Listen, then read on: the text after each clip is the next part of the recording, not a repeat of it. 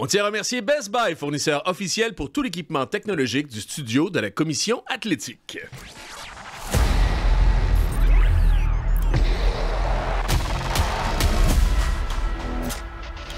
Au fond des filets.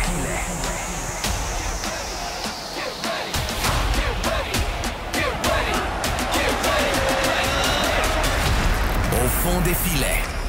Le podcast. Vous écoutez Au fond des filets.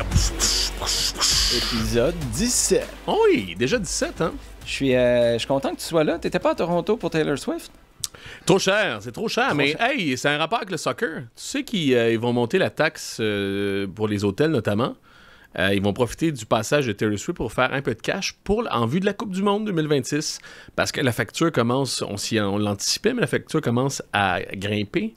Fait qu'ils vont aller chercher dans les poches, pas de Taylor Swift, mais de ceux qui aiment Taylor Swift. Les Swifties et la Coupe du Monde 2026. Ils ont pas fait un chemin à Toronto avec un paquet d'affiches à l'image de Taylor Swift qui allait revendre par la suite. Toi, t'as-tu mis ton bid pour en acheter une? Une affiche de Taylor Swift? Ouais. Non. Mais moi, elle fait moins pour moi. Hein. Moi, je suis plus... T'es plus Taylor Country avec un banjo? Miley Cyrus. Ouais. Miley Cyrus? Ça en dit peut-être un peu trop sur moi, mais... Wrecking Ball, toi, c'est... Love it. Love it. I'm just a wrecking ball.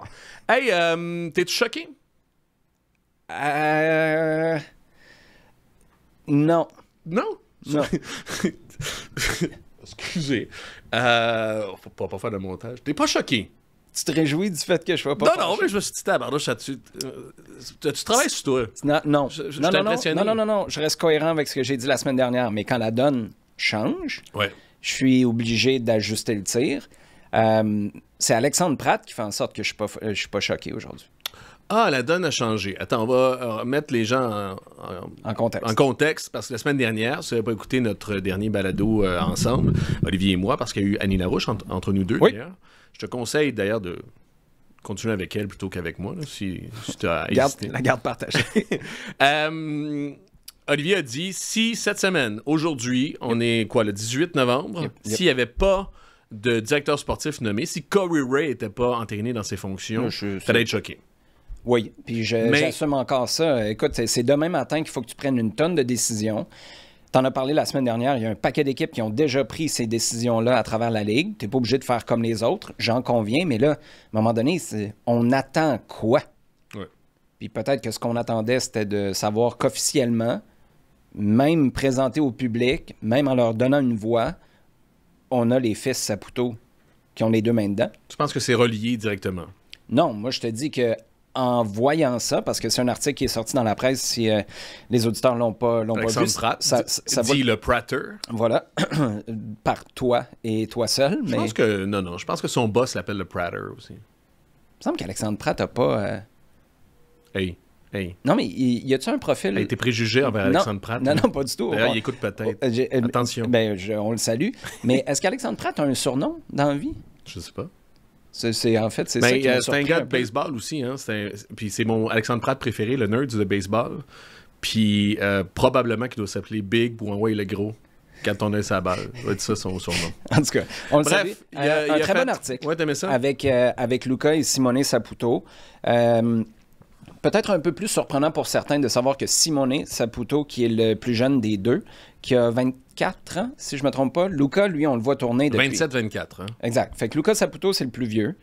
Il est là depuis des années. Moi, je me souviens avoir demandé des questions sur son rôle puis sa présence à Olivier Renard au sortir de la pandémie. En fait, on était encore dedans. C'était en 2021. Fait que ça commence à faire un bout. Là, je me dis... Je ne sais pas comment c'est arrivé, cet article-là. Est-ce que c'est le CF Montréal qui a proposé le sujet à Alexandre Pratt ou est-ce que c'est Alexandre Pratt qui a toujours un très bon œil aussi puis il garde dans ses petits papiers des sujets pour le futur? Est-ce que ça a été son idée à lui? Peu importe, je trouve que... Non, mais au bilan de saison, il a été nommé pour de la façon première la fois. plus explicite ou la plus claire. Moi, j'avais jamais entendu ça, puis ça m'a agréablement surpris. Lucas Saputo, j'entends. Oui, parce que c'est Gabriel Gervais qui expliquait comment on avait pris des décisions, puis qui allait être dans d'éventuelles discussions. Puis moi, j'avais adoré le fait qu'on cache pas le nom de Lucas Saputo, parce que je trouvais qu'à terme, ça allait le desservir.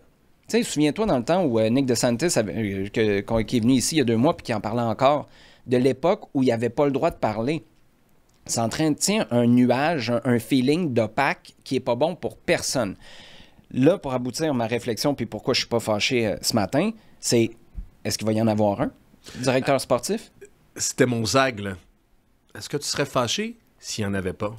Si on avait une structure sans directeur sportif ou sans directeur technique? Ma réponse est oui, puis ça s'efface automatiquement s'il y a un porte-parole avec le dernier mot. Il faut qu'il y ait une personne qui a le dernier mot là-dedans et il faut que cette personne-là soit accessible, qu'on puisse lui poser des questions. Mais non, on joue sur les mots d'abord. Non, tu ne joues pas sur les mots. Parce que la personne doit être capable de dire « J'ai discuté avec les 6 personnes autour de la table et je suis d'accord, je choisis, puis si c'est 3-3, ben c'est toi qui tranches. S'il y a une personne... C'est Gabriel Gervais qui tranche. Ben, j'ai réfléchi à ça pas mal depuis l'article, puis c'est le nom qui ressort, parce que là, tu vas donner à Corey Ray, qui reste consultant, à moins que tu lui donnes un rôle à temps plein, le rôle de trancher. C'est un peu bizarre. C'est le seul qui vient vraiment se greffer de l'extérieur. En même temps, Gabriel Gervais en a trop dans son assiette comme président pour être celui qui prend ces décisions-là sportives. Dans l'immédiat, puis je reste sur cette position-là, que ça prend absolument quelqu'un qui a le mot final. Si c'est Gabriel Gervais, OK, mais tu vas en avoir. Quand le stade, là, on va repartir sur les discussions sur les rénaux au stade, ce qui se passe avec le parc olympique. En plus de ça, il va falloir que tu expliques pourquoi tu as choisi Caden Clark plutôt qu'un autre. Je trouve juste qu'en termes de charge de travail, c'est beaucoup. Sinon, ben, que ce soit Gabriel Gervais. C'est Laurent Courtois. C'est une structure où tu dis le coach, le gars, il décide pas, mais... il a 12 mois d'expérience de coaching, puis c'est lui qui va prendre des décisions dans une place où ça reste une porte tournante pour les entraîneurs. Je pense que les dernières décisions de licenciement ou de départ de coach étaient beaucoup plus explicables qu'à l'époque où tu as envoyé Mauro Biello en dessous de l'autobus. Moi, c'est 2 aires complètement différentes. Mais tu peux pas donner cette responsabilité-là. Au coach, déjà à la base, je serais pas d'accord. À Laurent Courtois, puis ça n'a rien à voir avec le gars. C'est juste que tu es encore beaucoup trop vert pour prendre... T'es pas Bruce Arena, là. Non, puis tu as du travail sur le terrain. En masse. En masse. T'sais, moi, je pense que ce serait desservir Laurent Courtois de lui donner la job d'avoir une équipe compétitive sur le terrain avec tous les défis qui viennent avec. T'sais, gérer Mathias Coccaro, Joseph Martinez et compagnie cette année, et en plus de te faire demander, toi, dans 18 mois, là, de quel contrat va falloir se débarrasser selon toi, puis qui est-ce qu'il faudra aller recruter? Je pense que c'est beaucoup trop pour Courtois. C'est quoi la priorité pour Corey Ray / Gabriel Gervais / pas Laurent Courtois? / Lucas Saputo. / Lucas Saputo. Ben, c'est quoi, là, le dossier en ce moment chaud? Ben, c'est Joseph Martinez. C'est parce que tout déboule de ça. Où tu recrutes, l'argent que tu vas avoir de disponible, l'argent que tu n'auras pas de disponible si tu l'as donné à Martinez. Moi, c'est la priorité numéro 1, 2, 3. On va mettre quelque chose au clair par rapport à Martinez. 2 choses. Il ne revient pas pour son année d'option. Ça, c'est sûr. Il ne le veut pas comme joueur. Il veut probablement plus qu'une saison à son contrat. Il a 31 ans. Je pense qu'il veut signer 1 ou 2, son avant-dernier contrat ou son dernier contrat. On s'entend que tu lui donnes pas 3 ans. Impossible. Toi, tu lui donnes rien. Lui, ouais, c'est ça. Mais lui, il veut plus qu'un an, c'est sûr. Ouais. Parce qu'en même temps, c'est ça. Puis on va le redire, puis on le dit au match avant New York, OK? Pour le dossier Martinez, c'est ça. Hey, là, tu m'as fait... Avant New York, oui. Avant New York, le dernier match de l'année, le match Decision Day, New York FC, OK? Il veut pas revenir pour son option, il veut plus qu'un an, il veut sûrement augmenter son salaire. Donc, le choix que tu as à faire, c'est son talent versus, moi, ce que je dis aussi, son style de jeu qui ne fit pas avec Laurent Courtois, je pense, son attitude qui n'a pas été top, bien quand tu gagnes, mais quand tu gagnes pas... je pense que c'est plus difficile dans le vestiaire. Ça prend pas la tête à Papineau. Sébastien Breza s'en va-tu dans ce cas-là? Parce que si tu me parles de cohérence avec le style de jeu... 3e aussi, il joue sur une jambe, il va toujours jouer sur une jambe encore. Jusqu'à la fin de sa carrière. Ah ouais, mais s'il en marque 11 sur une jambe, moi, il peut bien être unijambiste. Ça vaut combien, unijambiste? Sur le marché? Moi, toi, tu parles de... Toi, c'est... Parce que là, toi, tu acceptes tout ce que je viens de dire. Mettons, il te demande 2 ans. Est-ce qu'il y a... 2 ans, moi, je te l'ai dit, tu as un plafond, toi? Ou t'as un... Moi, 1,8 en descendant, tu as donné ça à Wanyama pour pas l'utiliser. Puis Wanyama s'en va en plus. 1,8 en descendant, moi, je lui donne. Ça se peut là, que ça s'avère un mauvais contrat. Toutes les inquiétudes que tu as, puis il y a l'aspect comportement aussi qu'il faut rentrer dans l'équation. Mais moi, je prends ce risque-là. À partir de 2, là, j'y pense fort. Puis là, je vais voir Raffaele Frassetti, qui est le beau-frère de Joey Saputo, en charge du recrutement. Puis je lui demande, on a quoi pour vrai dans nos papiers? Là? Puis là, ça commence à être de l'évaluation de risque. Es-tu d'accord aussi que c'est pas l'attaquant du style à Laurent Courtois? Oui, mais comme je te dis... Dans un vacuum. Là, OK, mais flush-moi toutes les autres qui sont pas du style de Laurent Courtois, puis après ça, viens me parler de Joseph Martinez. T'as raison. OK, d'accord. Pour ça, je te parle de Sébastien Breza. Breza n'a pas les pieds pour faire ce que Courtois demanderait à un gardien. Si, au premier match de l'année, Sirois se blesse, je suis désolé, tu as parlé de dogmatisme. Il aurait encaissé des buts en s'il vous plaît cette année avec Sébastien Breza si on lui avait demandé de faire la même chose. Après, je pense que Courtois se serait ajusté, mais... Si on veut être à ce point-là à cheval sur le style de Courtois, pas de problème. Mais on va l'être across the board. Je suis pas sûr, moi, un peu pour Sébastien Breza, je suis d'accord. Au pied, ça marche pas. C'est pas juste pas une force, une faiblesse. Mais dans les airs, il aurait peut-être été mieux que Sirois par moment. Puis sa prestance aussi, je sais pas... moi, j'ai toujours dit la même chose. Ultra... Non, mais... Puis moi, je l'aimais à la fin d'année. J'aimais son attitude à la fin d'année en tant que pseudo-assistant, coach aussi. Il se levait aussi sur le terrain, parlait aux joueurs. J'aimais ça aussi. Ben, je pensais pas qu'il était... c'est une grosse personnalité, là. Oui, ce style-là. Est-ce qu'on m'a dit que c'est vraiment une personnalité de gardien de but aussi? C'est un particulier. C'est un gardien de but. C'est ça. Service au particulier. Hey, j'en ai un autre dossier chaud aussi. Je voulais revenir. On l'a fait aussi, mais sur Waterman. Parce que j'ai. Lui, tu lui donnes-tu une année de contrat? Tu le laisses-tu revenir juste pour son année d'option? Il sera pas plus content que Martinez. Non. Puis en ce moment, il est en négociation. Ça, je pense il a commencé avec le Canada là, contre le Suriname. C'est ça. C'est parce que j'ai parlé à quelqu'un dans la ligue, puis juste, on a parlé vite de Waterman. Les gens veulent pas se mouiller, ils veulent pas. Mais il a soulevé une question aussi. Puis c'est une question, moi, ce qui m'importe. C'est quoi le marché? Contre qui tu te bats pour Waterman? Puis c'est un Canadien, c'est un international canadien, mais dans une autre équipe, faut que tu prennes une place d'international à ce moment-ci, si tu veux l'avoir une autre équipe. Une des, je veux dire, sur 30, là, t'en as 27. Tu prennes une place d'international? Waterman, en tant que Canadien, est international aux États-Unis. OK. Puis, parce qu'il n'a pas été formé dans un club MLS. Exactement. Okay. Encore là-dessus. Parce que la coupure, c'était les 94, right? Tous ceux qui étaient plus vieux, parce que Maxime Crépeau, sauf erreur, à l'époque, était... Non, Crépeau a eu sa green card. Oui, mais ce que je veux dire, c'est que lui, c'est un joueur formé au club, mais c'était son année. Ouais. Saliba, il s'en va... Jackson, exactement. Saliba s'en va à Columbus. C'est un local. C'est un local, c'est ça. Il n'est pas considéré comme international, mais je pense, à moins de me tromper, Waterman est considéré comme un international. Bref, il y a combien d'équipes? Puis j'essaie de faire le tour.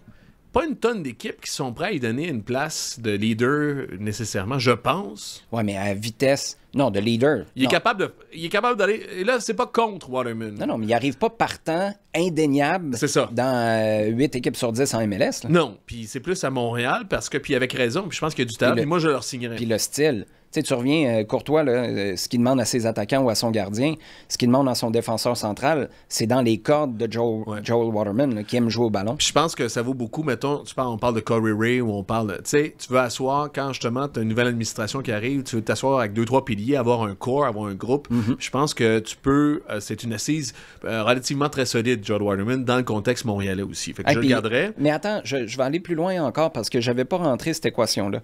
Parce que tu demandais tantôt... Jean qui le veut ailleurs? Contre qui tu te bats? Non. Ben, à l'interne, en fait, le message que tu envoies, parce que si tu l'échanges, Laurent Courtois, il voulait lui donner le capitanat au début de l'année 2024. Il l'a fait jouer toute l'année. Fait que, tu sais, mettons que tu dis, je suis directeur sportif, là, ou le collège, on va l'appeler comme ça, décide de prendre la décision que c'est mieux de passer à autre chose, puis il sera pas satisfait de ce qu'on va lui offrir, on le monnaie. Mais Laurent Courtois, là, c'est un de ses, sinon son leader, après Samuel Piette. Hey, ce serait tout un coup à faire à ton Moi, je pense qu'il n'y a pas de problème. Puis ce que je comprends, c'est qu'il n'y a pas de problème dans les négociations avec Waterman. Au contraire, on va le ramener. Moi, je fais juste dire aussi... C'est sûr qu'il n'y a pas de problème. Tu lui donnes 1 million, toi. Non, mais moi, je t'ai dit, c'est entre Sean Nealis, 525 000, c'est le plus bas, et 700. Puis le plus haut, 750. Mais si, mettons, là, on s'en va à 750, OK, pour 2 ou 3 ans. Sam Piette est content. Ben, moi, c'est ça que je me suis dit. Sam Piette à 450. Mais non, là, come on. T'imagines la différence? Mais c'est pour ça que je t'ai dit il y a 3 semaines, Joel Waterman, tu peux pas y donner n'importe quoi parce que sinon, là, il faut que tu level up avec tous les autres. Ben, tous les autres, je regardais le reste. Nathan Saliba, il reste combien de temps? Ouais, mais Saliba, mais il est plus jeune. C'est sûr que tu level up. Non, mais c'est la même chose. Mais tu t'amènes sur un point sur. Puis là, ça revient à tes dadas d'habitude, tu sais. C'est-à-dire que, non, mais t'as parlé de Chouanière souvent. Positif ou négatif? Positif. Okay. On parle de Piette aussi. Puis on parle de Chouanière, Saliba. Bref, des gars qui veulent être ici. Ah oui. Puis ils l'ont négocié serré, Samuel Piette, à ce que je comprends. Puis là, Olivier Renard était équitable, mais tu prenais ce qu'il y avait. Mais ce qui ne catch pas, c'est que si tu négocies 100 000 en dessous, à Olivier Renard à l'époque, puis ce que je pense, certains agents, parce qu'il y a des Québécois là-dedans, mais il y a certains agents de ces joueurs-là sont pas capables de faire valoir, c'est que ces gars-là, en les signant longtemps, puis en étant longtemps dans ton marché, c'est un cheval de Troie, c'est mon expression que j'aime depuis longtemps, ou du moins tu vas ventiler son salaire sur plusieurs années. Puis le meilleur exemple, c'est pas nécessairement le CF Montréal, c'est les Alouettes de Montréal. Étienne Boulay, là, il a fini sa carrière en 2012. Là, maintenant, il fait sa carrière lui-même, c'est un entrepreneur, c'est un gars de télé, radio, tu sais, puis il a une belle carrière, puis il a bien travaillé. Mais les 7 premières années, à peu près, là, de 2012 à la pandémie, chaque fois que tu voyais Étienne Boulay, c'est comme si tu voyais la marque des Alouettes aussi. C'est l'ancien des Alouettes. Vercheval, c'était ça. Mathieu Proulx, même chose comme Boulay, il est devenu... Tu veux dire qu'il y a de la valeur une fois qu'il y a de la valeur parce que tu as 6-7 ans. Regarde Patrice Bernier puis Aswan Camara. Tu ne payes pas, là. Mais quand tu les vois, là, tu vois le logo du CF Montréal. C'est inconscient, mais ils intègrent le marché. Ils sont là, puis ils restent. Waterman, là, il va pas rester après ça. Il va retourner au BC. Puis Piette, il n'est pas resté, là. Il faut pas Piatti, pardon. Il faut faire des événements pour se le rappeler. Piette, il va rester, il va probablement même être des médias avec le bagou qu'il a. Il faut que tu payes pour les événements pour le ramener. Ouais, exactement, mais il faut que tu le payes. Mais ce 50 000-là, ou ce 100 000-là supplémentaire qu'il demande... Là, mais qui décide que ça vaut quelque chose? Parce que moi, j'achète tout personne, parce que moi, je te dis, Olivier Renard, je pense, me le mesurait pas. Tu n'as pas voulu donner 200 à Mathieu Chouanière, puis ça, c'était sportivement injustifiable. Puis l'argument suprême, on revient au texte d'Alexandre Pratt, Lucas Saputo puis Simone Saputo ont dit on veut des gars comme Piette puis Saliba dans notre formation puis faire une différence au Québec. Mais si t'es veux, puis quand je te parle de Dada, tu disais ceux qui veulent être ici, ceux qui veulent jouer ici, ces Québécois-là, en plus, le 50 000, le 100 000 que tu vas leur donner de plus, puis tu vas te dire aïe, c'est peut-être un mauvais contrat. Contrairement à Waterman... Non, il y a une plus-value. Il y a une plus-value que tu vas reprendre au bout de l'affaire. Parce qu'ils vont rester dans le milieu, ils vont rester dans les médias, ils vont rester dans le zeitgeist, ce que Waterman ne fera pas. Si Waterman, tu le chipotes pour 25 000, là, puis je suis pas contre en même temps, tu y donnes, tu comprends-tu? Je fais juste dire, je me sers je suis 100% d'accord. Puis Waterman, je veux qu'il revienne, puis je pense qu'il est bon, puis je pense que c'est un leader, puis je pense que dans la communauté, il est assez intéressant. Mais si tu compares, et c'est cette réflexion-là que j'ai eue par rapport au fait que je me dis, hey, s'il y a 750 000 comme Tristan Blackman, comme Kamal Miller, on va regarder le salaire de Piette. Il reste une année à Piette. Moi, c'est ce que je te dis depuis le début. Tu peux pas lui donner ça. Si tu lui donnes puis tu es cohérent pour le reste, puis tu peux pas justifier une augmentation comme ça pour Joel Waterman quand tu pas fait ça avec Mathieu Chouanière. Comment t'expliques ça? Puis c'est pour ça que je te dis, la plus-value dont tu parles, là, moi, t'as pas besoin de me... Tu sais, Nacho Piatti, là, c'est pire encore. C'est que les 4,5 que tu lui donnais, tu le voyais où, Nacho Piatti, quand c'était pas sur le terrain? C'était 4 ou 6. C'était pas 4,5. Ça n'a pas dit 3 x 2. Oui, mais j'ai jamais compris de... Ouais, mais ça, c'est peut-être des chiffres qu'il y avait à côté qui n'ont pas apparu sur... ça, je sais pas. Il passait sa voiture. Hein? Il passait des voitures. Puis ça s'est arrêté à un moment donné. Le propriétaire prêtait des voitures à Piatti.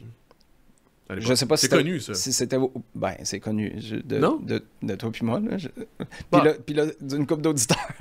On va commencer par Jacob. Montage? Non, il n'y a pas de... Non, mais... C'est correct, c'est fin. C'était pas illégal, là, ça, non. À partir du moment où...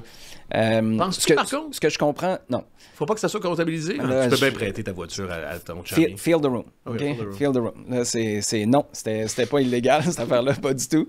Par contre, ça s'est... Tu me fais faire des bêtises. Ça s'est arrêté en cours de relation, ça. Les prêts de voiture. OK. Fait que, enchaînons. On est encore sur Waterman? T'as-tu d'autres choses à dire? Je sais plus. Non, mais c'est ça, c'est que la plus-value, juste pour conclure là-dessus, la plus-value, moi, je l'achète, ça. L'agent a beau l'acheter aussi, mais il y avait une plus-value. Regarde, à qui je parlais? Je parlais à quelqu'un qui me demandait, tu sais, Mathieu Choinière, est-ce que c'est une réussite pour toi dans votre projet à l'Académie? Moi, j'étais là au début, tu sais.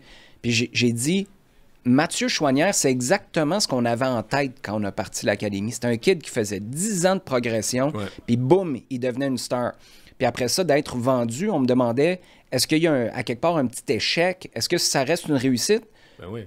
Ben oui, mais cette plus-value-là de l'avoir payé avant de le vendre, puis de l'envoyer en Europe, c'est ça qui fait que... Prends Christian Roldan à Seattle, qui est là depuis le début. En fait, c'est un joueur du Super Draft, mais c'est un gars de la place.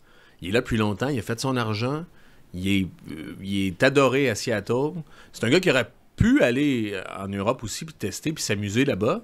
Il est resté, il a fait une belle carrière. Comme Morrison. Oui, mais ce que je veux dire, c'est que donner 150 000 ou 200 000 à Choinière, là, il serait parti, puis on aurait été super content pour lui. Il n'y aurait pas eu d'histoire. Puis là, quand il est parti, finalement, il est parti avec un peu bougon. Ben, peut-être pas bougon, mais il y a quelque chose qui clochait. C'était pas que du positif. Puis c'est ça où le 150, le 200 000 vaut pas la peine, selon moi. Ou, au contraire, vaut vraiment la peine de payer pour des gars d'ici. Tu me fais penser... tu as travaillé avec Philippe Lafroy, puis... Je fais juste... Ça me fait penser à Martinez. Philippe Lafroy garde pas Joseph Martinez.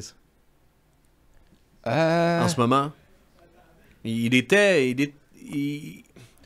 veux pas... Jusqu'au boutiste, c'est vraiment pas une bonne expression, mais il y avait un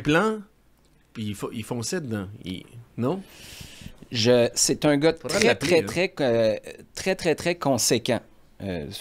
C'est un gars très conséquent. Moi, je pense que Philippe Lafroy se serait pas plaint du comportement d'un gars qu'on savait très bien être comme ça au départ. Assumé. C'est pas pour rien là, qu'il y a 2 mois, là, je t'ai dit Snoop Dogg est en ville, ça sent le weed, tout le monde est frustré, tout le monde est choqué. C'était ça. Où ça? Avec Taylor, à Toronto. Mais c'est une bonne question. Moi, je pense qu'il aurait été conscient du risque qu'il prenait puis de ce que ça te permet de faire pour les autres. Je reviens toujours à ce qui était dit aux gars de l'Académie. C'est chiant un peu, mais on leur disait, il y en a 9 d'entre vous qui êtes là pour en faire passer un. C'est vraiment tough comme message à prendre, mais c'est la réalité. Tu as 10% des gars qui passent. Mais ce gars-là, Joseph Martinez, à l'inverse, c'est un qui permet à 9 autres de rentrer en série. Puis je pense que ça, c'est le calcul qu'il faut que tu fasses. Ce serait une bonne question à poser à Philippe. OK. On enchaîne? Moi, j'ai prédiction. Moi, je veux juste dire une chose sur le Canada. Je veux pas trop m'étendre là-dessus. C'est un match Canada-Suriname? C'est un match sans histoire. 1-0, Junior Hoylett qui marque au bout de 3 minutes de son entrée en fin de match. Il y a juste une affaire que je veux dire. J'ai hâte de voir le match de... On enregistre lundi. J'ai hâte de voir le match de mardi soir. Mais Steven Eustáquio peut plus prendre de coups de pied arrêtés. Mais là, ça fait 3 ans. Steven Vitória était là... À propos de Saphir Taider à l'époque. En 2000... Non, mais c'est x10, là. Ouais. Au moins, avant, tu avais la perche de Steven Vitória que tu mettais au 2e poteau pour peut-être te faire croire qu'un jour, ça se pourrait que quand le ballon va descendre puis la neige va être pognée dessus, même si tu es au Suriname, tellement le ballon a flotté haut dans les airs, tu as Vitória qui va peut-être être là pour le prendre au 2e poteau. Là, cette personne-là n'est pas là. Bombito pour en servir. C'est une... Puis j'aime beaucoup Steven Eustáquio. Il ne peut plus toucher un coup de pied arrêté. C'est une catastrophe. Quand c'est pas coupé au premier poteau, ça flotte. Il n'y a rien à faire avec ça. De la minute, tu as un défenseur qui a de l'allure ou un gardien qui a de l'allure, ils vont tout ramasser. Tu n'as pas un attaquant ou un défenseur comme Moïse Bombito qui est capable d'aller attaquer ces ballons-là. Il n'y a rien à faire. Mathieu Choinière est rentré en fin de match. Il a frappé un coup franc. C'était par un 1000 de campagne le meilleur qui a été frappé. Puis Eustáquio, je pense qu'il en a pris 10, si c'est pas 12. Assez, là. Les coachs pensent, Jesse Marsh, OK, tu es en train de voir ce que ça donne, là. Mais en 2021, en route vers la Coupe du Monde, c'était une catastrophe. 3 ans plus tard, on est encore à la même place. On a le tape. Là. De grâce, arrêtez ça. Es-tu Sinclair plutôt que Maxime Crépeau, Dane Sinclair? J'ai hâte de voir demain, puis j'ai surtout hâte de voir en demi-finale de Ligue des Nations. Parce que, basé sur leur saison, en ce moment, Dane Sinclair, c'est un des gardiens hot de la MLS. Ouais. Il a été, puis tu le sens vraiment en confiance. Il a été ultra important avec le Minnesota sur des séances de tir au but. Si tu dis, j'y vais avec lui plutôt que Maxime Crépeau, qui n'était pas dans les buts pour finir la saison en playoff avec Portland, ça a été super bien pour lui à la Copa América. En club, Philip Neville, on se demande un peu où il se situe par rapport à Max. Je suis correct pour le moment, mais est-ce que je pense que c'est une bonne idée de faire du flip, du flop, puis de garder le flou? Peut-être un peu, mais à partir de l'an prochain, à l'été, il faut que tu aies statué. Il faut que tu aies un numéro 1. C'est juste un match, puis Sinclair le mérite, puis tout ce que tu dis. Exact. C'est rien contre tout Max. Ce que je te dis, je suis d'accord. Par contre, quand on parle de culture foot, qui m'a tout fait chier un peu, mais en même temps, écoute, on a vu des gardiens de but garder leur poste en sélection. Ouais, mais Max. Puis être indéboulonnable. Ouais, mais Max, ça fait 5 minutes qu'il est numéro 1. Là. Ça fait quand même une Copa América de feu. Puis c'est pour ça que je te dis, j'ai hâte de voir la demi-finale. Parce que si tu on va donner ça à Dane Sinclair parce que c'est le Suriname, peut-être. Pourquoi pas? C'est parce que Max, tu parles en club, n'a pas joué son dernier match. Là, on est sur la forme du moment, mon gars. Là. Je suis d'accord. Il y a des dossiers qui vont passer avant. Puis justement, là, c'est un match, là. Mais justement, ton sélectionneur peut pas donner un peu de confiance au gars qui en club se fait brasser par un Phil Neville qui est un peu échevelé comme entraîneur. Je suis d'accord avec toi, mais si Max Crépeau est super serein là-dedans, parce que scénario complètement hypothétique, là. Max, c'est toi qui vas être dans les buts en demi-finale. Okay. Là, je veux donner des matchs à Dane Sinclair. Il est hot en ce moment, puis ce qui est bon pour lui est bon pour nous. Ce qui est bon pour le Minnesota United est bon pour nous aussi. Ouais. Tu sais, Max, c'est un gars d'équipe. Non, puis Dane Sinclair, c'est un très bon mérité. Puis je sais pas ce que c'est la dynamique nécessairement à l'intérieur du groupe. Mais bon, à surveiller pour moi, parce que je fais juste dire, tu sais, puis en tant que... Parce que je suis chauvin en disant ça, parce que tu as raison, c'est ça, dans un vacuum, là, si on enlevait tout, si on enlevait les noms du CV, en ce moment, c'est Dane Sinclair. Mais culturellement, puis avec les états de service, comme ça fonctionne dans 90% des sélections, Crépeau, il n'y a pas à s'inquiéter encore. Parce qu'à l'inverse, Milan Borjan aurait pu être mis de côté pas mal plus tôt. Mais okay. pour Max Crépeau. Bon. Je pense que les gens ont compris. Tu veux faire pogner une heure à Fredé, pendant de Coldplay ou pendant de Milan Borjan? Non! Maxime Crépeau, touche pas à mon Max. Bon. Elle l'aime, Max Crépeau. MLS? Bon gars. Playoff? Ah oui, on peut faire ça vite, les prédictions. Ouais.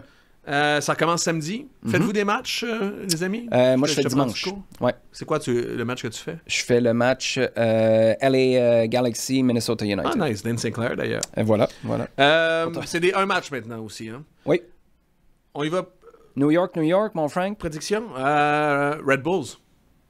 C'est les deux plus jeunes équipes de la Ligue, mais je pense que les Red Bulls... D'ailleurs, j'ai oublié de le faire avant, mais je pense que les Red Bulls peuvent plus se targuer nécessairement d'être les plus jeunes, hein?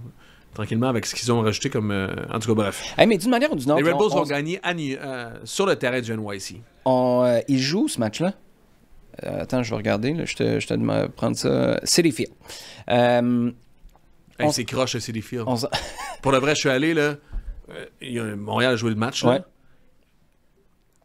Je suis pas prêt à gager... Que les lignes sont pas physiquement croches? Sont pas droites. Ouais.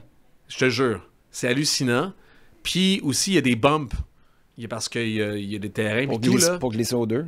Écoute, mon vieux, là, c'est pas des montagnes russes, là, mais il y a vraiment il y a des vagues dans le terrain, écoute. On s'entend. Vivement 2027 avec leur nouveau stade New York, parce que fou. Quand tu as deux équipes comme ça, qui sont les deux plus jeunes, après, c'est le CF Montréal qui suit. Ouais. On s'entend que quand tu vois ces deux équipes-là en demi-finale de l'Est, tu peux plus vraiment utiliser la jeunesse comme raison de ta courbe d'apprentissage. Qu'est-ce que tu veux dire? Ben, je veux dire, le CF Montréal, là, finir, mettons là, que tu fais pas les séries, puis tu te dis, on est jeunes. Attends, non, là, les deux plus jeunes de la Ligue sont... Mais est-ce qu'ils ont, par contre, puis quand tu parles à New York, puis quand justement tu t'intéresses à NYCFC, ils ont un core, par contre. Thiago Martins, Keaton Parks, ils ont... Ben, ça revient à ce que je te dis toujours. Il faut que tu t'occupes de tes vétérans, parce que c'est eux autres qui vont traîner tes jeunes. T'en as 3-4, qui est ton groupe de leadership. Je pense que Wilfried Nancy faisait ça bien aussi. Il y a un groupe de leadership. T'as un core, là. Ça fait 3 fois que je dis core dans ce podcast-là. Bref. Moi, je m'achète un dictionnaire des synonymes. Un fan de Slipknot? Les jeunes disent ça. Un core. Ils ont un corps. Puis les Red Bulls, ils ont devant quand même Forsberg, Van Zier. Ah oui. Puis il m'en manque Non, tout c'est le temps ça, le troisième. c'est- Morgan, Lewis Morgan. Mon c'est gars, que c'est pas des jeunes, puis c'est des gars qui ont du talent. Oublie pas Cameron Harper. Love him. Love him. OK, New York... Mets ça sur Red une Bull- toast, Cameron Harper. Là. Red- Délicieux. Red Bulls, on est Red d'accord. Bulls passe. Toi aussi, Red Bulls? Ouais. Ah, LAFC? LAFC, ouais. On s'entend que... Surtout que Rusnak revient de blessure, puis non, ça tient par de la broche en ce moment, Seattle. Atlanta est en finale de l'Est. Le momentum, oublie ça. Là. Non, Orlando passe. J'ai zaï Orlando, mais Orlando passe. Non, c'est assez. D'ailleurs, ça, c'est une autre affaire. Rob Valentino, Ouais. il avait pris une décision Très bon Jack, en nous. d'ailleurs. Un très bon Jack. Pas 40 ans, hein? Non. Non. Il y a Entraîneur. Atlanta, par Garth Lagerwey, puis ils ont de l'argent, puis ils ont des ambitions. En nous, c'est réglé. Valentino fait l'intérim, puis il parlait de Patrick Vieira là-bas. Ouais. Là, t'es pogné un petit peu avec Valentino. C'est un peu la même affaire que Martinez, parce que je pense que Martinez, en nous, Montréal Ah non, mais c'est clair. avait fait son évaluation. Ils avaient peut-être dit « Ah! » Puis quand il s'est mis à scorer, ils se sont dit « Mouille, hey! Tu OK, dis c'est quoi, moins honnêtement? facile. » Valentino? Non, Montréal, à ce moment-là, ils se disent « Oh non » ou « Cool ». Ils marquent, puis on s'en va Un peu dans les les deux, séries. mais moi, c'est la même chose. Valentino, là, tu dis quoi? All right, on a passé Miami? Ou, ah, merde. Parce qu'on va avoir de l'air épais si on lui dit merci, Valentino. Je pense que ça dépend beaucoup, parce que c'est son deuxième passage par intérim. Ouais. Puis il Je veut sais- rester. je sais, il a ouais, puis il l'a insisté. dit. Ben ouais, il mais insiste en disant moi, je suis Ouais, prêt à parce qu'il prendre n'est pas cette fou. Là, équipe-là. tu sais, j'ai eu l'occasion d'échanger avec lui une ou deux fois à son passage à Montréal. Il est au courant qu'il n'y a pas une personnalité ou un nom assez gros pour faire pencher la balance. Je me demande sa cote auprès des supporters a l'air de quoi? Tu sais, Il y a Mauro pas beaucoup de Biello, monde à la fin. Mauro Biello, à partir du moment où il a pris l'intérim en 2015, là, tu vis la fin de saison que tu as connue et tu t'appelles Mauro Biello, c'est garanti que tu reviens l'année d'après. Rob Valentino, je suis Mais d'accord avec toi. T'as deux Mais là, choses, c'est pas la même. tu Attends. bats Orlando, tu fais la finale de l'Est, tu peux pas prendre Ouais, quelqu'un c'est ça, d'autre. c'est là, rendu là. Mais moi, c'est je mets bien difficile. Atlanta passe. T'es-tu condamné parce qu'Atlanta, c'est un peu comme le Real Madrid, un peu. Dans le sens. Tableau. Non, mais de la MLS. Non, mais t'es un peu C'est le condamné. Real Madrid à gagner. Ouais, puis avoir de l'ambition. Tu sais, comme Kylian Mbappé, là, un des problèmes, là, c'est qu'ils sont allés le chercher, mais ils n'en ont pas besoin. Non, c'est Il y comme... avait Vinicius à la même place. Non, mais c'est comme Messi à Paris. Fait que tu le mets en neuf, puis il est tout croche, puis il fait pas. As-tu vu Thierry Henry parler de Bellingham qui fait les courses derrière, puis Mbappé qui est pas là? Puis après ça, t'as Rodrigo qui. Tu sais, mais ils sont allés le chercher parce que c'est le Real Madrid. Parce qu'on s'attend à ce qu'ils signent les plus grands, puis que les meilleurs soient Non, mais là. c'est Messi qui signe à Atlanta- Paris pour la finale de la Ligue des Champions. Non, That's ça. it, là, c'est pas Mais 90 Atlanta minutes. sont comme un peu condamnés à dire crime. Ouais, mais... Non? Ben, de moins en moins, là, avec les années qui passent. Ben, je comprends, parce que t'as parti tellement Ça fort. fait partie de la patine. Oui. Même pour leurs partisans. Oui, on est big. C'est puis on sûr go qu'à big. Atlanta, tu fais pas acheter à tes groupes de supporters qu'être dans le mix, c'est suffisant. Non, puis que ton gars de la place nécessairement, même s'il y a des racines fortes, au départ, ça faisait partie de leur succès. Un Patrick Ouais. Vieira, Puis Tata Martino. ça Ouais, fait ouais. du buzz. Oui, non? je suis d'accord. Mais Patrick Vieira... Puis t'as les moyens pour faire ce buzz. Rob Valentino, est-ce que tu peux lui faire acheter que c'est encore bon pour lui d'être l'adjoint de Patrick Vieira? Ah non, il s'en va. Ben. Non, mais si je suis Rob Valentino, je m'en vais. Surtout avec le succès que j'ai eu, là. Tu t'en vas ou t'attends qu'une opportunité se présente? Bon, c'est une bonne question. Je sais pas. Je connais pas sa personnalité ou sa façon de Mais de faire. toute façon, ils vont être en finale de l'Est là, parce qu'Orlando est éliminé. OK. Non. Ah ouais? Je sais que tu essaies de te faire des amis à Orlando là, après avoir fessé dedans à coups de batte de Mickey baseball. Mickey Mouse. T'es-tu déjà allé à Disney? Non. T'aimerais-tu ça aller à Je suis allé Disney? à Epcot Center. C'est quoi ça? C'est un autre parc d'attractions en Floride OK. qui coûte À les yeux de Cocoa la Beach? terre. Hein, Non. Écoute, Epcot, je sais pas. Epcot? C'était plate. Mais oui. Tu connais pas ça? Il y a plein de pavillons de l'ensemble de la planète. Il y a des gens qui écoutent, là, qui Ouais, vont mais- dire voyons, Epcot. C'est-tu l'Expo 67? Mon frère s'en va avec sa famille de 3 enfants, s'en va à Disney aussi très bientôt. Epcot. Je pense qu'il a C'est vendu littéralement un rein. le parc Jean-Drapeau, là. Il a vendu un rein. Ouais, c'est cher en tabarnak. OK. S'il y a des enfants, là, je viens de sacrer. Là. 238 et 25 Attends, sur le mais- site officiel. Je viens de sacrer. Là, peut-être que vous l'écoutez dans la voiture, ce podcast-là, avec les enfants. C'est de Disney, ouais. Là, les enfants, si vos parents vous amènent à Disney World... Dites-le merci. Hey! Mais c'est... Puis, Epcot, c'est mettez-vous Disney. un sourire d'en face, OK? Puis, si t'as faim, là, relax. Comme parent, par contre, je suis tombé là-dessus une couple de fois, là, des TikTok de parents qui amènent leurs enfants qui ont des meltdowns complets à Disney. Puis ça vient de leur coûter à peu près 15 000. C'est, Pour le vrai, là, c'est...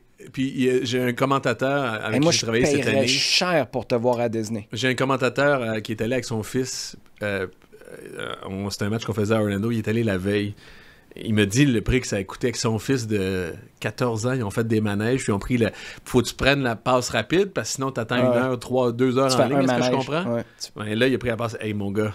Toi, tu serais en arrière là, avec le... C'est le prix RER, je pense. Tu serais le gars qui jase avec Mickey Mouse qui est en train de se prendre une smoke à son... à sa pause du lunch. Moi, en arrière des buissons un peu creep. À Mickey Mouse. Puis aller Galaxy, Minnesota. T'as qui? La Galaxy? Okay. Dane Sinclair, c'est... Ça, c'est clair. Fait qu'on a juste Orlando, Atlanta. On va faire écouter ça. Ouais. Écoute, Atlanta qui passe au prochain tour. On tombe-tu dans nos trois... je t'ai envoyé trois suggestions. Bon. OK. Ça a bien fonctionné d'ailleurs la semaine dernière, ton Mont Rushmore. Les gens nous ont offert plein de bonnes suggestions. Et salutations à Philippe Jalbert, qui est un gars du bas du fleuve, que j'ai connu à l'époque à Québec, qui m'a écrit pour me remercier d'avoir fait une mention honorable à Paul Daugherty. Il m'a même envoyé, c'est pas une joke, il m'a même envoyé un T-shirt des jeux techniques Danone qu'il y avait à l'époque. C'était une activation qui a précédé la Coupe Danone des Nations, je sais pas trop quoi. Et il y avait son T-shirt avec le vieux logo de dinosaure de Danone, signé par Paul Daugherty. Il y a Lloyd Barker qui était sur ce maillot-là aussi. Les gars se sont pas forcés tant que ça pour signer, je vais te le dire. Là. Je regardais, puis c'était un petit peu difficile à décrypter. Je pense que Nick DeSantis y était et Diot avec quel numéro? Ça, c'est un peu... Diot... Est-ce qu'il était 12? Peut-être. Mais bref, tout ça pour dire que Paul Daugherty était sur le maillot de Philippe Jalbert qui nous écoute et que je... Ça, c'est un problème. Hein? Ma mère a acheté dans un encan un bâton du Canadien de Montréal, il y a quelques années, avec la signature de toute l'équipe. Tu retrouves personne? Mon gars... mais là, c'est un barbeau, c'est un barbeau, là. Non, t'as pas étudié en histoire, toi. Il faut que tu fasses le... Voyons, CSI, tu regardes jamais ça, là, pour... les documentaires de fiction, pas de fiction, mais de crime. Là, Sergei Zoltok a signé 15 fois, je pense. Le Zodiac, là, qui écrivait, là, puis qui faisait son petit Z à la fin. T'es capable de savoir si c'est lui ou pas? Voyons, Fred. Parle-nous de ton... OK, trois éléments. 3. Le moment le plus important dans l'histoire du CF Montréal / l'Impact de Montréal. Le match le plus important dans l'histoire du club. Et le personnage le plus important dans l'histoire du club. Bon, on va garder le personnage pour la fin parce que tu viens de me faire un sourire de face à claque puis je sais pas ce qui nous attend. On commence par le moment ou le match? J'ai du fun, comme tu veux. Allons-y avec le match. Le match le plus important. Vas-y. Le 25 février 2009, Eddie Sebrango marque 2 buts contre Santos Laguna. Le stade olympique bouillonne et Montréal prend les devants dans le quart de finale face à Santos Laguna, donc 2-0. C'est le moment où on s'est rendu compte que Montréal était capable d'avoir des ambitions, était capable d'exister sur la scène nord-américaine. C'était pas juste l'Impact. J'appelle ça, tu sais, la WWE quand on était jeune, c'était Hulk Hogan contre le gars en speedo bleu. Puis après ça, le match d'après, c'était Macho Man contre le gars en speedo rouge. Puis après ça, c'était Hacksaw Jim Duggan contre le gars en speedo vert. Puis là, après ça, ça tournait. Puis là, tu te rendais pas compte, mais le même gars avait changé de speedo puis il revenait 3 matchs plus tard. L'Impact de Montréal, c'était souvent ça aussi. On se disait, hey, il joue contre... L'Impact de Montréal joue contre qui? Ben, contre une équipe, là. Puis en 2009, contre les Switchbacks d'Atlanta. Ouais, parce que là, c'était une équipe mexicaine. Les Silverbacks, Switchbacks. Les Silverbacks d'Atlanta. Silverback. Ouais. The Battery, en tout cas. Charleston. On s'est rendu compte que Montréal était les capable Rhinos de jouer. De Rochester. Puis c'est là que l'ambition de M. Saputo et du club a vraiment pris une dimension. Je pense qu'il y a un avant et un après ce Santos Laguna-là en disant « Hey, Puis on a pris plaisir, justement, à jouer sur les grandes scènes. Puis on est capable. Puis on a du monde qui sont... on a des citoyens. Je dis souvent que les Québécois, on peut être aussi citoyen de la planète soccer que n'importe qui. Là, on se l'a confirmé, notamment avec plein de joueurs sur le terrain qui étaient québécois. En plus. Qui jouaient... tu sais, Sandro Grandré, avec le Duc était là, c'est Brango aussi. La première ronde de négociation avec la MLS pour rentrer en MLS, non, mais avait eu lieu. Je pense pas. Ben, c'est en 2010 peut-être qu'on annonce... c'est en 2010 que ça a été annoncé qu'en 2012, l'équipe allait être en MLS. Puis ça arrive en 2009. Je suis juste curieux de savoir qu'est-ce que ça fait même pour la psychologie. Ben oui, à la MLS, de se dire il se passe quelque chose là, puis à Joey Saputo, à la famille Saputo, de se dire attends, là, on peut créer des moments extraordinaires qui vont bien au-delà de la USL. Tu sais, ce match-là du 25 février est disponible sur le site aussi. Les deux mi-temps sont disponibles sur le site du CF Montréal. Peux-tu croire? Ça a été C'était sur le site? Pas la chaîne YouTube, là. Non, sur le site. Pourquoi? Je sais pas, bonne question. Moi, j'ai trouvé sur le site les deux mi-temps. Est-ce que ça a été fait quand ils ont rejoué contre Santos Laguna, il y a 2 ans? Bonne question, je sais pas. Les deux mi-temps sont là. Puis c'est narré par mon ami, M. Claude Kenville. Hein? Ouais. Et Guillaume Dumas, qui est aussi mon ami, j'espère. Guillaume Dumas, à qui j'ai parlé, qui travaille à la radio de Radio-Canada à Québec.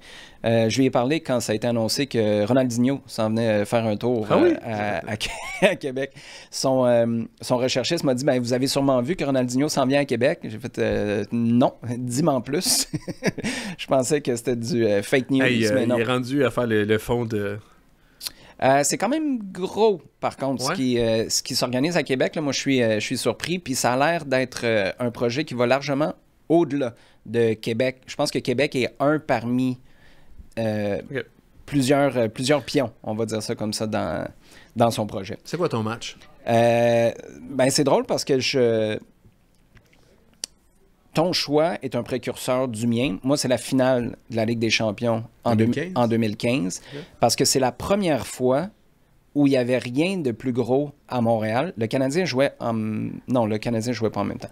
Il n'y avait rien de plus gros. C'était l'événement pour lequel il y avait eu un build-up parce qu'en 2009, c'est le moment... C'est un peu comme Cameron Porter pour moi, 2009. C'est en le vivant que tu te dis « Wow! » OK, on vient de vivre quelque chose qu'on n'oubliera pas. Mais c'est ceux qui l'ont vécu, c'est pas ceux qui l'ont anticipé, en plus de ceux qui étaient là. Il y avait aussi un effort marketing pour l'expérience de match qu'on n'avait jamais vu. Avec la Mosaïque, c'était Hugues Léger qui était là à l'époque. Puis après ça, il y a le moment en tant que tel. T'étais vraiment, vraiment dans le coup jusqu'à temps que tu y sois plus du tout. Puis c'est venu avant l'arrivée de Didier Drogba. Fait qu'il y a ça a été un propulseur monstre, ça. Puis ça a gardé Frank Lopez en place un petit peu plus longtemps. Donc pour moi, là, c'est la finale de la Ligue des champions en 2015. La finale, on a eu, je pense, 800 000 de codes d'écoute, ce qui sera jamais topé, du moins dans les prochaines années. Puis ça, tu vas apprécier ça parce que tu connais l'artisanat, mais si vous écoutez ce match-là, c'est, je pense, un des premiers de Vincent Détouche à la télévision. Ben oui. Puis allez voir, il est bon en tas. Puis comparé même avec des gens qui travaillent encore, à quel point c'est un talent, c'est... Et puis pour Vincent, c'était pas facile, là, parce que moi j'ai quitté, dans le fond, ça s'est pas chevauché. Vincent est arrivé, puis t'as cette épopée-là en Ligue des champions, avec toi qui faisais des matchs avec moi exclusivement depuis 2 ans et demi, 3 ans quelques. Et puis Vincent est arrivé, là, hit the ground running, mais c'était vraiment pas facile. Puis techniquement aussi, tu le sais mieux que quiconque, de faire des matchs au stade olympique versus le stade Saputo. T'es loin, tu vois pas toujours bien, t'as des équipes de Ligue des champions que tu connais moins. Ah non, c'était pas la moitié du job. Prenez, tu sais, je te dis, c'est ça, prenez des gars d'Apple en anglais en ce moment. Moi, je m'y intéresse beaucoup parce que ce sont des collègues, tu sais. Non, dès le départ, là, ça parle de son talent. Allez, voilà pour le match. Toi, tu te bats-tu avec des techniciens? Hey, ce qui paraît, il s'est pas battu. Hein. Il l'a accroché. Lis les journaux. OK, parfait. Moi, je l'aime bien. Je l'aime bien. Apparemment. C'était juste... J'ai passé une très belle soirée avec ce gars-là. C'était juste un peu qu'on nommera pas. hallucinant comme situation. Je peux pas le nommer dans... Le moment? Ah, ben... Non, mais moi, je vais le dire, là, c'est une histoire. C'est Taylor Twellman qui est le visage de Apple TV pour la couverture de la MLS, qui est vraiment, vraiment sa coche. Trouver un gars qui est sorti... Après, on peut l'aimer ou pas l'aimer, mais comprendre comment faire accrocher un public nord-américain à un produit qui, des fois, est plus difficile à comprendre, des joueurs qu'on connaît pas comme le Barça, le Real, Chelsea et compagnie. Taylor Twellman fait une job extraordinaire. Il y a eu une petite escarmouche et bref, ça fait la manchette. Je te raconterai à un moment donné, hors d'autres peut-être, notre soirée que j'ai passée avec lui, la sécurité de l'hôtel est venue aussi à ce moment-là. Bon. Et c'était de bonne humeur. OK, ton moment, le moment le plus 10 important. mars 2012. Là, c'est-tu un timeline? Tu sais pas c'est quoi 10 mars? Tu sais c'est quoi? 10 C'est le mars premier match du CF Montréal en MLS. Oui, On révèle ça. à Vancouver. Non, je pense qu'à Chicago, 10 mars. OK, à Montréal. C'est-tu à Vancouver ou à Montréal? Parce qu'au Stade olympique, Davy Arnaud marque... Le premier match de l'histoire, c'est au BC Place, à Vancouver. J'ai comme un... Puis le premier match à Montréal, c'est face au Fire de Chicago, parce qu'il voulait faire un clin d'œil au Stelmanic qui avait joué contre Chicago, puis il avait rempli la place. C'est la raison pour laquelle on avait choisi le Fire dans le temps. Non, je sais tout ça, là. Là, c'est... Non, c'est Vancouver. C'est à Vancouver. C'est le premier match en MLS. Donne-moi pas de l'attitude, là. Hey, c'est toi non, qui me dis que c'est Chicago. C'est pas Chicago, c'est Vancouver. On rêvait à ça depuis longtemps, puis c'est ça aussi. Puis des fois, je vois les gens dire « Hey, on va retourner en CPL ou à la MLS. » Puis je suis d'accord. Vous avez... Puis on peut avoir des ressentiments ou pas aimer certaines choses que la Ligue peut faire ou des directions que peuvent prendre la Ligue. Mais... Quand je vois ces gens-là, je me dis, vous vous rappelez pas de comment on rêvait à cette époque-là, d'entrer, de participer à ce projet-là. Étais-tu à la Cage au Sport pour ce match-là? T'étais-tu avec moi? À Cage au Sport? Oui, de la place Versailles, il y avait un événement de l'Impact qui avait été organisé. Parce que c'était un match qui était sur RDS. Toi et moi, on le faisait pas, ce match-là. Tu te souviens pas, t'étais où? Moi, je pense qu'on était ensemble à la place Versailles. Un de nos grands moments. Parce que je consomme beaucoup d'éléments transformés en usine, fait que c'est... OK. Fait que bref, on voulait pas aller en CPL. On rêvait à ça, puis tu parlais de M. Saputo. M. Saputo avait presque trébuché en tenant la dragée haute à M. Don Garber. Il disait hey, c'est bien trop cher, 35 millions, j'embarque pas dans ta ligue. Garber avait dit ouais, mais Portland, Vancouver vont rentrer eux autres à 35 millions. Puis l'année d'après, il est rentré à 40 millions aussi. Ça, c'est voilà comment. Il y a peut-être l'apprentissage à faire. On a perdu 5 millions par orgueil, mais bref, on rêvait à ça. Puis quand c'est arrivé, on était foutument contents. Puis depuis ce temps-là, on a quand même du plaisir. Puis ça a pris une dimension différente. Quand je te parlais qu'à l'époque, c'était Radio-Canada, M. Claude Kenville, mon ami qui décrivait. On a fait, depuis, c'est 2012, là, c'est pas... c'est hier, là. On a fait quand même du chemin. Quand même? Beaucoup de chemin. Puis même la Ligue a fait beaucoup de chemin. Écoute, qui aurait dit en 2012 que Lionel Messi, tu sais... bref. C'est le moment pour moi, le moment de l'histoire du CF Montréal. Il y en aurait d'autres, là, mais ce moment-là, c'est un point de bascule sur cette histoire-là. C'est fascinant. T'avais pas ça comme moment? Non. T'avais quoi? Drogba à l'aéroport. Ah. Un beau moment. Parce que... Est-ce qu'il y a un avant et un après? Je pense que oui. Ah. Surtout pour les gens qui sont un petit peu plus détachés du soccer ou du CF Montréal. Tu sais, des centaines de personnes qui se déplacent. On dit toujours, là, tu sais, tu gagnes le Super Bowl, we're world champions. Tu gagnes les Dodgers, world champions. Non, je suis désolé. Puis je comprends pourquoi on le fait, puis c'est correct en termes de marketing, de storytelling, c'est extraordinaire, il n'y a aucun problème. Mais là, c'était quelqu'un qui arrive, qui est gros sur la planète au grand complet et qui débarque chez nous. Je pense que ceux qui n'appréciaient pas à quel point le soccer, c'est gros puis ça rassemble des gens de toutes sortes d'horizons, incluant des gens qu'on ne côtoie pas au quotidien. Tu sais, on s'est rendu compte que les communautés africaines, là, on ne les voit pas si souvent que ça, là, pour certains, à Montréal. Puis, tu avais des grands fans de Chelsea, des grands fans de Marseille, tu avais des fans de foot africain, de la Côte d'Ivoire. Puis là, tout le monde se ramassait au même endroit pour un gars qui n'avait pas encore mis un pied sur le terrain. Ça, je pense que pour une prise de conscience, c'était comme... quand on dit que le hockey, c'est une religion, c'est vrai, mais le soccer, c'est une religion planétaire. Puis là, tu viens de faire débarquer un gars que tu n'as peut-être jamais vu jouer, mais il y a des centaines de personnes qui débarquent à Trudeau pour juste le voir arriver avec un foulard de l'Impact dans le cou. Et, justement, il vient chez vous. Puis je pense que c'était un saut d'approbation monstre pour ce que l'Impact de Montréal pouvait offrir à des joueurs qui s'en venaient ici.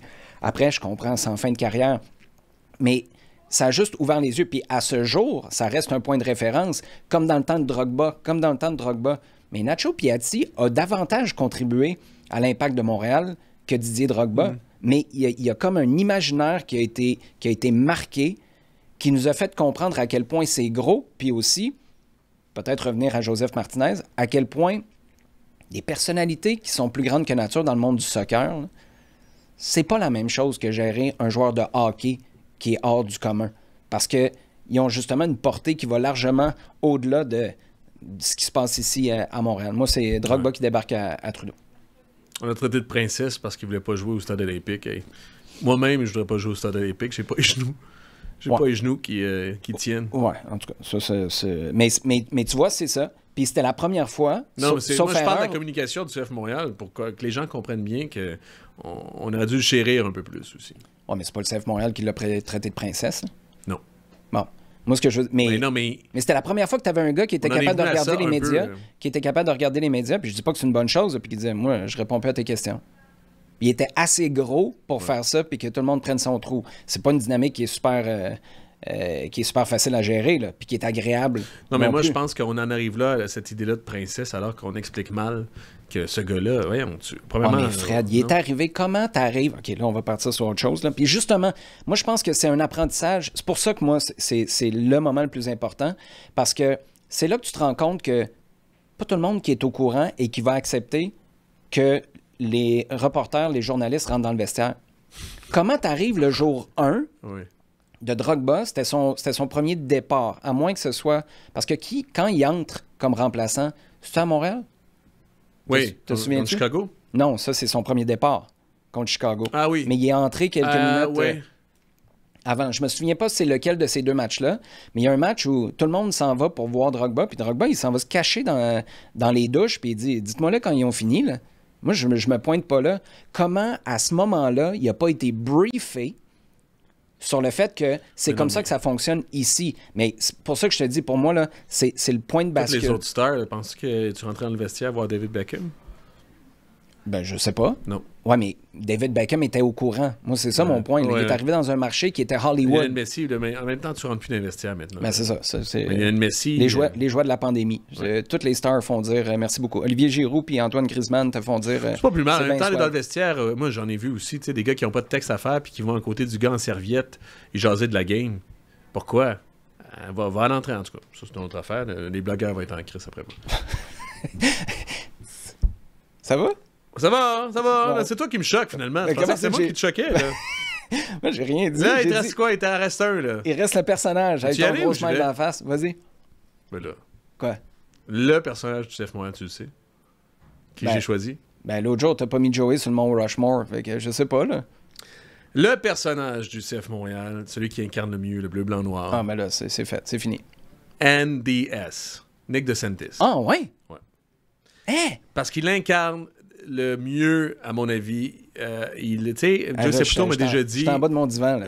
Joe Saputo m'a déjà dit, c'était au match des étoiles au Red Bulls de New York en 2011. Manchester United était en ville à ce moment-là, dans le New Jersey. Puis il dit, il bleeds blue, tu sais, il y a la sève bleue dans ses veines, monsieur Nick DeSantis. Puis il a raison. Puis il a donné beaucoup de sa vie puis de son temps au CF Montréal.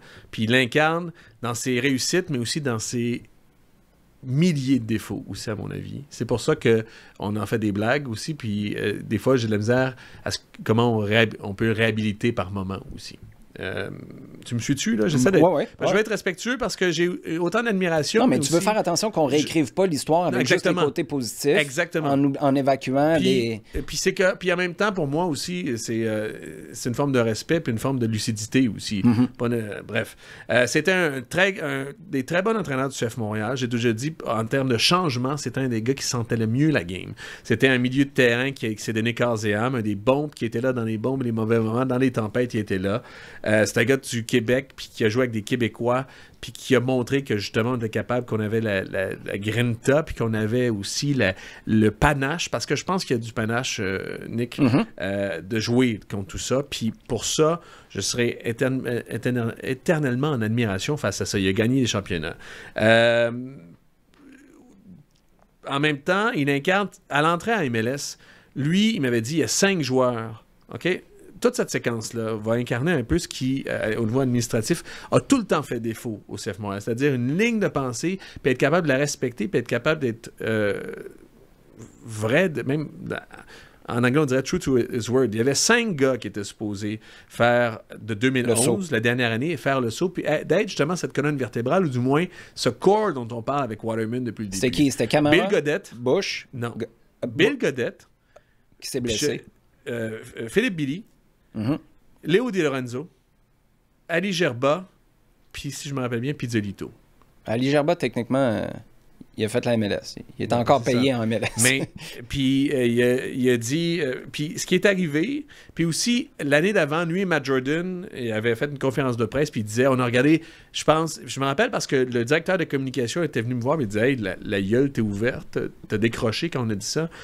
Nick DeSantis et Matt Jordan regardaient tous les matchs de MLS pour faire, justement, leur repêchage d'expansion. Puis, qu'est-ce qui est arrivé? Quand Jesse Marsh est arrivé, ils ont donné les clés à Jesse Marsh. L'équipe qui a été faite, là, Tyson Wall puis Josh Gardner à gauche, je pense pas que c'est tant Nick DeSantis puis... Justin Brown à la place d'Ali Gerba. En même temps, Ali Gerba, il y avait un problème interpersonnel aussi, là. Ce que je veux dire, c'est que c'est arrivé plusieurs fois en disant « OK, vas-y, prends les clés, puis vas-y, on te fait confiance. » Puis après ça, il se rendait compte que non, c'est pas ça qu'on fait, tu sais.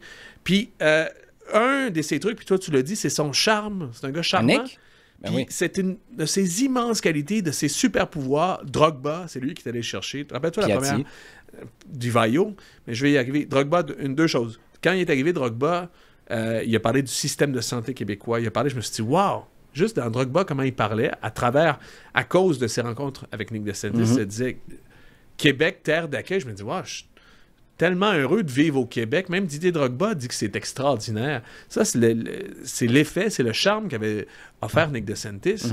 Grand talent, puis c'est grâce à lui, entre autres, que Drogba... C'est pas péjoratif, mais un excellent vendeur. Là. Puis, ce que j'ai toujours dit, c'est sont allés chercher Marco Di Vaio, puis souvent, c'est quelque chose que je pense qu'à ce jour, lui et M. Saputo sont très fiers de ça.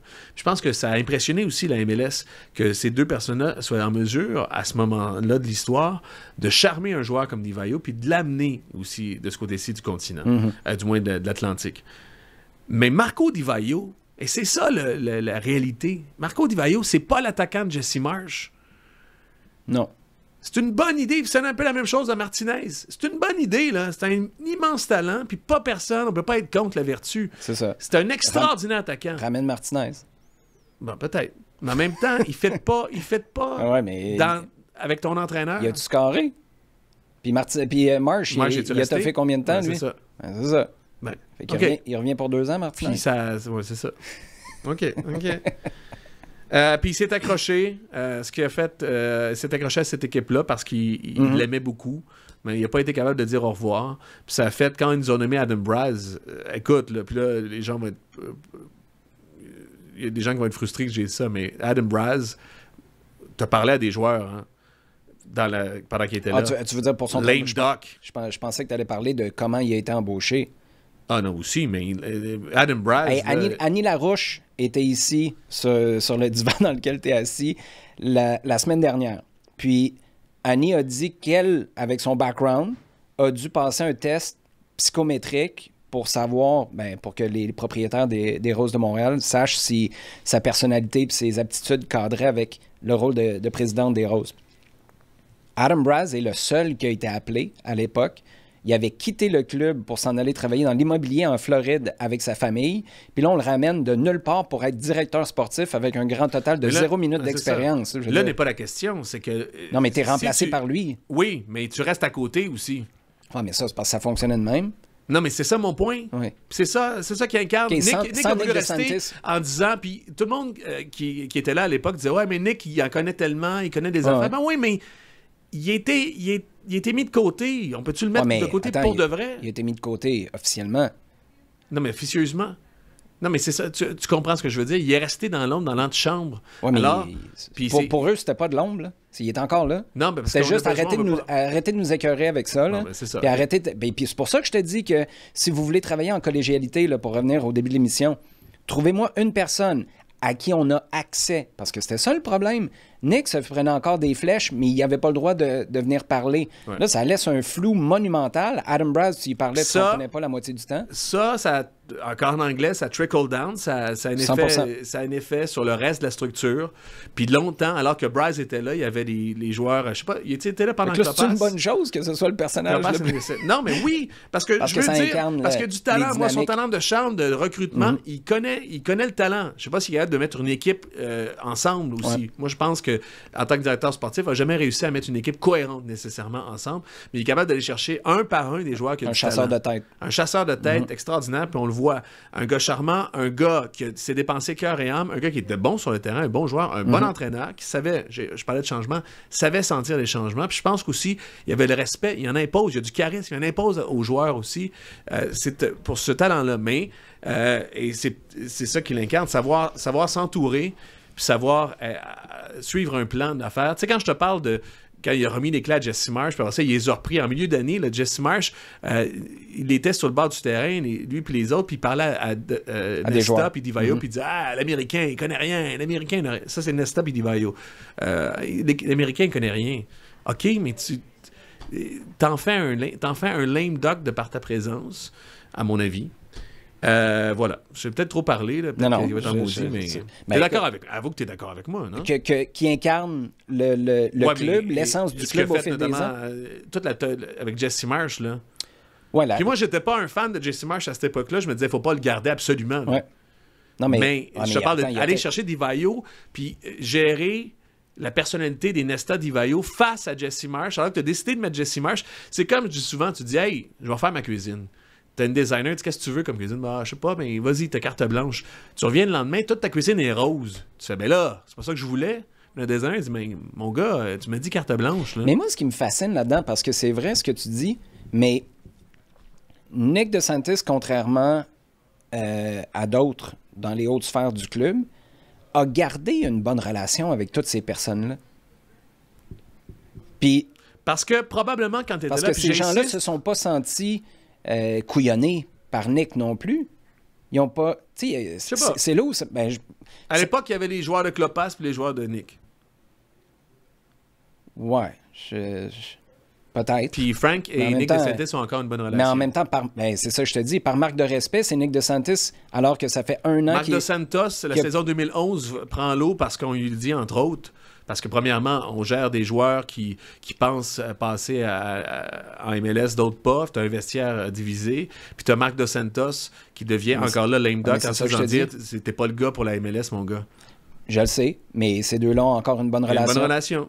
Mais écoute... Il y a quelque chose là-dedans qui est fascinant. Là. Moi, il va entendre ça, puis il va peut-être en maudire avec moi, mais moi, Puis, je lui ai déjà dit, on s'est croisés, le mur de la renommée, il faut que tu sois là. Puis dans le mont Rushmore, j'ai pas nécessairement mis en tant que joueur, mais je pense qu'il mérite d'être là, mais que tu me demandes de nommer le personnage du CF Montréal, celui qui incarne cette équipe-là, dans ses bons et ses défauts, ses qualités et ses défauts, c'est lui. Moi, je vais être... c'est correct. Je vais être à cheval... je l'aime, ce club-là. Je vais être à cheval sur peut-être le wording, parce que moi, dans ma tête, c'était le joueur le plus important.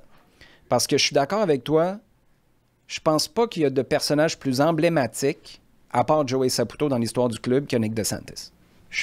Quand tu parles d'incarner l'essence de ce club-là sur 30 plus... Tu n'as pas choisi tactique, là? Non, moi j'ai choisi Patrice Bernier. Oh! Parce qu'il était là au début des années 2000, donc il était là pour lancer sa carrière. Je trouve que la trajectoire de sa carrière représente là où la qualité du ça incarne un peu comme je disais par rapport à Nick, ça incarne le CF Montréal. Puis tu te retrouves avec une philosophie sportive que les gens ont acheté maintenant, qui n'aurait pas pu exister si ce n'était pas de la qualité d'un Patrice Bernier, joueur québécois, sur qui on pouvait appuyer l'idée que former des Québécois puis de les avoir joués ici, ça se pouvait. Il n'était pas obligé de partir vers l'Europe. Puis je pense que si Patrice n'avait pas été aussi bon qu'il l'a été en fin de carrière, ça aurait été difficile de vendre ça. Ça aurait été difficile de vendre ça à l'interne. Ça aurait été difficile pour un gars comme Olivier Renard d'arriver et de dire non, tu sais, Samuel Piette, Patrice Bernier, ces gars-là, ils ont été produits ici. Leur éclosion s'est faite ailleurs, mais leur formation s'est passée ici. Puis je pense que pour cet aspect-là sportif, il a été super important. Il a été là dans des moments... Tu sais, la rivalité contre Toronto, la finale, pas la finale, mais le match de barrage contre Toronto en 2015, quand tu as l'image de Patrice avec les gants, les manches longues qui se frappent sur la poitrine, l'écusson, c'est des images qui sont restées, puis qui ont fait en sorte que dans des moments plus toughs, les fans ont continué de rester accrochés à une fierté locale qui te permet aussi de faire la transition que tu fais maintenant. S'il n'y a pas les Chouanières, Piette, Saliba, Ismaël Koné, Patrice Bernier, Jonathan Serrois, est-ce que tu peux te tourner vers des jeunes que tu veux revendre sans avoir des stars? Moi, je pense que c'est impossible. Tu peux pas faire ça parce que tu n'auras pas le point d'ancrage nécessaire pour que les gens trouvent quand même ça cool venir au stade pour que ça leur parle. Puis là, quand tu as la moitié, c'était quoi? C'était 6 Québécois, c'était-tu cette année ou l'année passée? Avec le SEDA. C'est ça, c'était l'an dernier. Ouais. 6 Québécois dans le 11 de départ. Ça, je suis désolé, ça te fait justement passer... mais il n'a pas fait jouer Sean Rea. Bon, là, tu veux repartir puis fâcher qui, là? Je fâche le monde. Hein. Ouais. Fait que... Parce que je dis la vérité, je pense, non? Boy, ça va, Trump? Come on. Donald, il dit la même chose, là. Hey. Moi, je dis les vraies affaires. Make le plateau great again. Make Stataputo great again. Le plateau. Mais tu vois, ça, c'est un bon exemple. Ces gars-là, puis Patrice, tu sais à quel point il a accompagné des kids d'ici, puis je pense qu'il a été un gars charnière à tellement d'égards, que ce soit à l'interne au club, après ça, pour sa présence dans les médias, dans la communauté. Moi, je pense que Patrice, c'est le personnage le plus important dans toutes les transitions que ce club-là a connues. Veux-tu t'ostiner avec ça? Non. Non. En même temps, ouais. Non, mais je vais m'obstiner. Connais part dans le contexte MLS. Moi, je fais juste ça. Qu'est-ce que tu veux dire? Je suis d'accord, parce que tu disais, sans eux, on ne revend pas ces joueurs-là où on est... Non, c'est qu'on n'achète pas le projet que c'est possible de faire ça. Ouais. Parce que Patrice, là, est un gars qui a été capable... on s'est obstiné combien de temps sur Twitter à l'époque où on travaillait les deux à TVA Sport, puis on disait là, on regarde pas le même match.